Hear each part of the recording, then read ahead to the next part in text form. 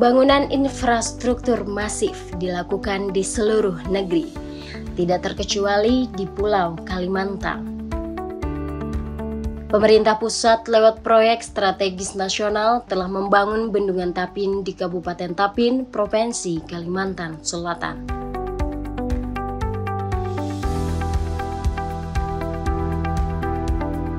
Bahwa karena adanya Bendungan Tapin ini, banjir di Kabupaten Tapin bisa kurangi sangat drastis sekali. Hanya kecil sekali daerah yang terkena banjir karena Kabupaten Tapin memiliki bendungan ini. Dan dengan mengucap Bismillahirrahmanirrahim, hari ini saya resmikan Bendungan Tapin di Kabupaten Tapin, Provinsi Kalimantan Selatan.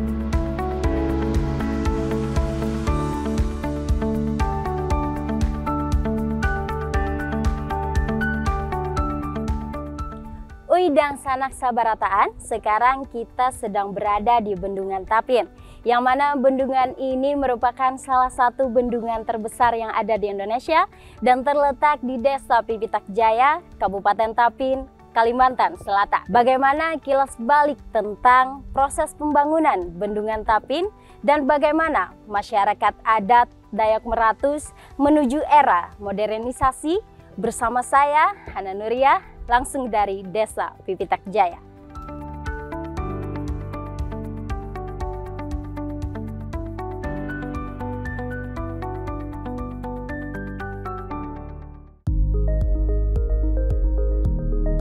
Bendungan Tapin berada di Desa Pipitak Jaya, Kecamatan Piani, Kabupaten Tapin, Kalimantan Selatan.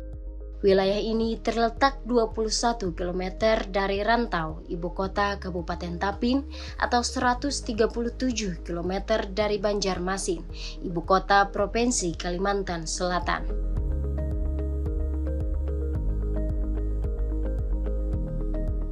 Bendungan yang kini berusia 3 tahun lebih seusai diresmikan Presiden Joko Widodo pada Februari 2021. Bendungan yang dibangun dalam kurun 5 tahun dengan biaya mencapai 986,5 miliar rupiah memiliki banyak manfaat, mulai dari memperkuat ketahanan pangan melalui penyediaan irigasi, mampu mereduksi banjir menjadi penyedia air baku, hingga menjadi sumber air untuk pembangkit listrik. Keberadaan bendungan ini menjadikan Kabupaten Tapin menjadi salah satu wilayah yang terdampak paling kecil pada bencana banjir yang melanda sejumlah wilayah di Kalsel beberapa waktu lalu. Hal tersebut disampaikan oleh Ketua Dewan Adat Dayak Kabupaten Tapin, Karliansa. Pihaknya mengaku bahwa karena adanya Bendungan Tapin, banjir di Kabupaten Tapin bisa dikurangi sangat drastis. Akhirnya dampak daripada bendungan ini secara positif yang telah dirasakan oleh masyarakat Kabupaten Tapin secara umum, yaitu pada saat tahun 2021 di bulan Februari terjadilah banjir besar di yang seluruh kabupaten kota yang ada di Kalimantan Selatan. Satu-satunya daerah kabupaten yang sedikit terdampak ke banjir yaitu Kabupaten Tapin, karena adanya Bendungan Tapin ini menahan arus air yang banjir tersebut. Nah, itu merupakan yang pernah dirasakan dan dinikmati oleh masyarakat Kabupaten Tapin. Adapun kelanjutannya sekarang yang sudah dirasakan sebagai masyarakat sekitar bendungan ini, yaitu bagian bawah, bagian hilir, yaitu Desa Batu Ampar, Desa Miawa, Kecamatan Piani, dan seterusnya. Itu sekarang sudah bisa meningkatkan pendapatan perekonomian di bidang pertanian, perkebunan, yaitu palawija, tanaman, jagung, dan sebagainya. Itu dalam 1 tahun bisa menghasilkan 4 kali. Karena apa? Sebelum adanya bendungan, biasanya masyarakat apabila menanam jagung, apapun, palawija, sebelum panen terjadi banjir besar sehingga gagal panen.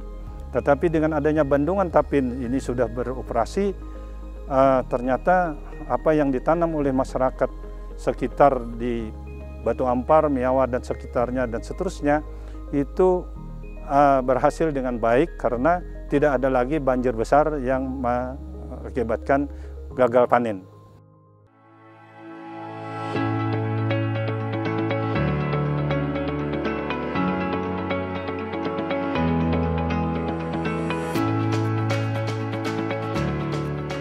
Bendungan Tapin, Desa Pipitak Jaya, dan Desa Harakit, Kecamatan Piani, Kabupaten Tapin, kini sudah terbangun dan berfungsi dengan baik. Selain memiliki keindahan alam dan pesona sungainya, wilayah di sekitar Bendungan Tapin juga memiliki banyak hal penunjang wisata lainnya, seperti kearifan lokal, kesenian, dan kebudayaannya. PPK Bendungan Tapin, Balai Wilayah Sungai Kalimantan 3, Kristiono Wardani mengatakan bahwa saat ini Balai Sungai tengah fokus bagaimana Bendungan Tapin tetap terjaga, manfaatnya bisa berkelanjutan, serta bagaimana meningkatkan potensi yang ada untuk dikembangkan sebagai kawasan pariwisata.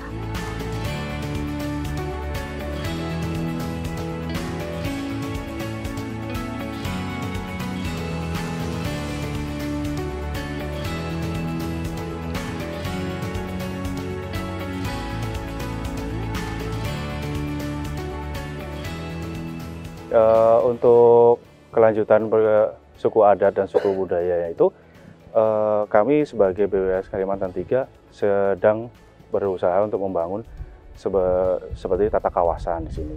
Itu nanti akan berlanjutannya untuk sebagai budaya di sana, sebagai tempat untuk budaya, tempat wisata juga. Jadi perkembangan untuk perekonomian masyarakat di sini akan semakin lebih baik.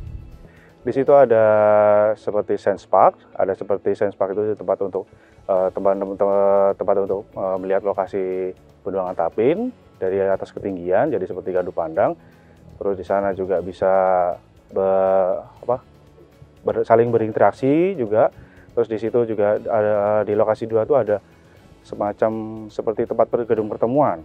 Jadi tempat gedung pertemuan bisa untuk sebagai tempat zona budaya juga, bisa untuk tempat teman-teman masyarakat di sini untuk berinteraksi juga. Terus untuk yang selanjutnya ada lokasi 3. Di lokasi 3 itu lebih ke jogging track, jadi untuk camping ground, jadi ke lokasi alamnya. Lebih ke situ sih lokasi yang ada di situ. Pengembangan kawasan Bendungan Tapin akan difokuskan untuk bisa menjadi kawasan pariwisata atau tempat berkumpul baru bagi masyarakat setempat. Karliansah mengungkapkan akan ada 3 potensi wisata landscape di sekitar Bendungan Tapin yang akan ditata dan ditambahkan taman budaya yang sesuai dengan adat setempat, mulai dari alam hingga buatan. Wisata alam yang ada di sekitar Bendungan Tapin ini berdekatan dan dengan wisata alam yang sudah dikenal sampai mancanegara, yaitu wisata alam Loksado. Yang kedua, wisata buatan yang sudah jelas, yaitu dengan adanya Bendungan Tapin ini, yaitu waduk, dan ditambah lagi ada lokasi-lokasi yang sudah sedang dikerjakan untuk menjadi tempat-tempat wisata keluarga yang nanti untuk menunjang destinasi wisata yang ada di sekitar Bendungan Tapin ini.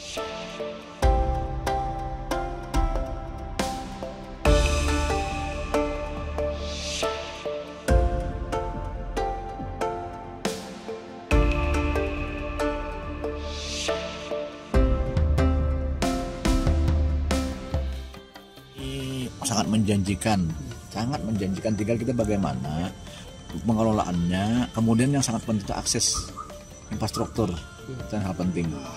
Kalau bagaimana indahnya di sini, kalau infrastrukturnya kurang mendukung, orang berpikir itu. Nah, jadi yang perlu kita benahi itu adalah infrastruktur, jalannya, kemudian semua SKPD ikut terlibat di situ.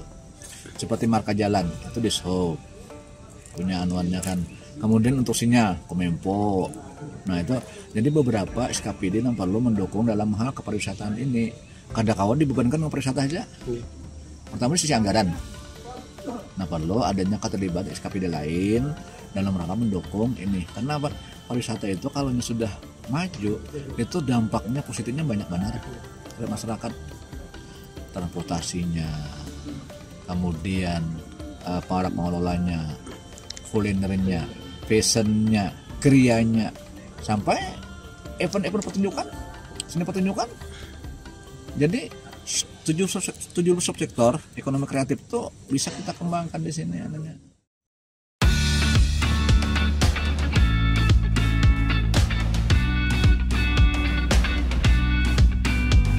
Pembangunan infrastruktur di sekitar Bendungan Tapin menjadi fokus utama dalam upaya meningkatkan potensi pariwisata daerah.